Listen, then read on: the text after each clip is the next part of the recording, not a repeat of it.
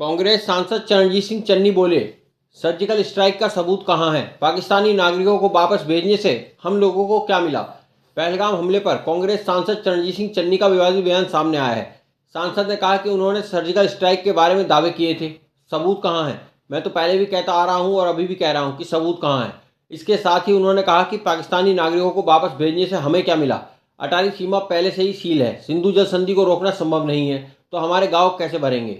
दिल्ली में Congress working committee की बैठक के बाद उन्होंने ये बयान दिया। उन्होंने कहा, जब पहला अटैक हुआ था तो हमारे 40 आदमी मर गए। उस समय इलेक्शन था। आज तक मुझे तो पता नहीं चला कि कहाँ स्ट्राइक हुई है, कहाँ बंदे मारे गए थे उस समय, कहाँ वहाँ उस समय पाकिस्तान में हुआ था। हमारे देश में आकर कोई बम गिरे तो पता नहीं चलेगा? कहते हैं कि पाकिस्तान में हमने सर्जिकल स्ट्राइक की, कुछ नहीं हुआ, कहीं नहीं दिखे सर्जिकल स्ट्राइक, किसी को पता नहीं चला। बैठक के बाद उन्होंने बताया कि पहलगाम पर कांग्रेस की दूसरी मीटिंग थी।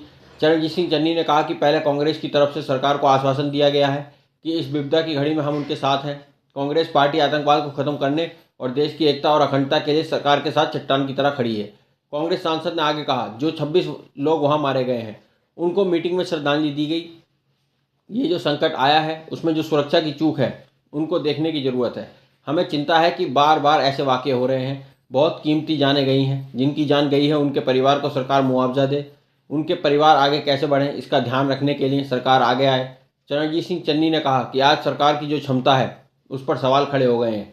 देश में सुरक्षा पर सवाल खड़े हो गए हैं। आज पूरा देश ये इंतजार कर रहा है कि कब पाकिस्तान जैसे देश के खिलाफ कार्रवाई होगी।